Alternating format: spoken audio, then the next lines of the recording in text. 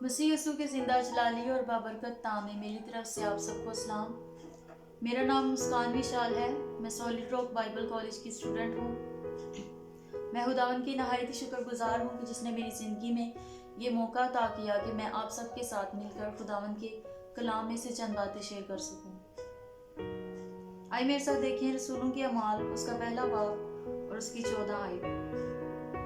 पाक कलाम में यूँ लिखा है, ये सब के सब चंद औरतों और यसु की माँ मरियम और उसके भाइयों के साथ एक दिल होकर दुआ में मशगूल रहे।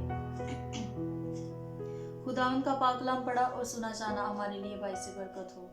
आमीन। खुदावन का शुक्र हो।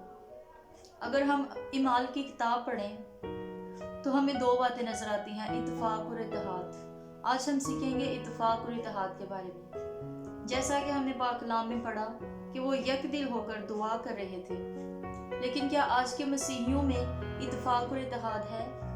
अगर हम आजकल के मसीहियों पर गौर करें तो उन्हें एक होना ही नहीं आता। ये इत्तेफाक और इत्तेहाद मसीहियों में होना चाहिए, लेकिन हमें ये इब्लीस के लोगों में नजर आता है।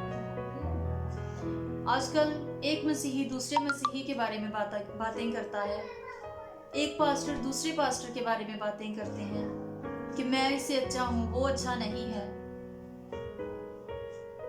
दुनिया में मौजूद हर काम का एक तरीका होता है, जैसा कि खाने पकाने का एक तरीका होता है, बैठने का, उठने का, लोगों को मिलने का। अगर कोई बंदा तकरीर तैयार कर लेता है लेकिन उसे पता ही नहीं होता कि मैंने शुरू कहाँ से करना है। आजकल के मसीही भी बिल्कुल ऐसे ही हैं। उनकी रूहानी जिंदगी बिल्कुल ऐसी ही है। वो अपनी रूहानी जिंदगी शुरू कर लेते हैं लेकिन उन्हें पता ही नहीं होता कि हमने इसमें क्या करना है। बड़ी बड़ी प्लानिंग्स करते हैं, बहुत कुछ सोचते हैं, लेकिन वैसा कुछ नहीं कर पाते। अगर हम अहद अतीक में देखें, शागिर्दों ने मोजज़े बाद में किए, कलीसिया बाद में वजूद में आई, लोग पतरस के साय से बाद में शिफा पा रहे हैं, लेकिन पहले बात क्या हुई कि यक दिल होकर दुआ करो। यीशु मसीह ने कहा कि एक दूसरे के लिए दुआ करो। यीशु मसीह ने इसलिए कहा एक दूसरे के लिए दुआ करो ताकि हम सब में इत्तेफाक और इत्तेहाद बढ़े। पाक कलाम में लिखा है, क्या ही भला है कि भाई बाहम मिलकर दुआ करें। यीशु मसीह ने कहा कि बाप और मैं एक हैं। अगर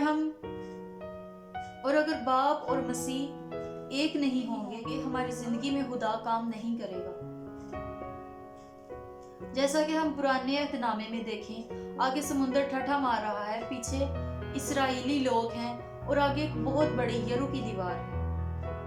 और खुदा ने इस्राएली लोगों से कहा कि तुम उस शहर के 7 चक्कर लगाना। पहले दिन पहला चक्कर, दूसरे दिन दूसरा चक्कर, तीसरे दिन तीसरा चक्कर। इसी तरह उस खुदा ने उन्हें बोला कि 7वें दिन पूरे 7 चक्कर लगाना और यक दिल होकर, यक जुबान होकर इत्तेफाक और इत्तेहाद का नारा लगाना, तो यरू की दीवार गिर जाएगी।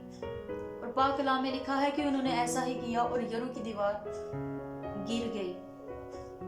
इसी तरह मेरे अजीजों, अगर हमें एक दुनियावी मिसाल मिलती है कि एक बाप के 5 बेटे होते हैं और वो अपने बेटों को बोलता है कि लकड़ियां चुन के लाओ, और जब वो गड्ढा बना देते हैं तो बाप उन्हें बोलता है कि तुम में से हर एक इस गड्ढे को तोड़े।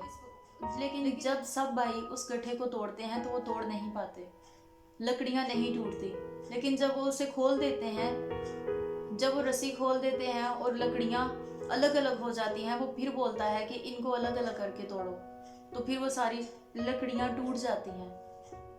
आज हमें भी जरूरत है एक दिल होकर रहने की और इत्तेफाक के साथ एक दूसरे के रहने की।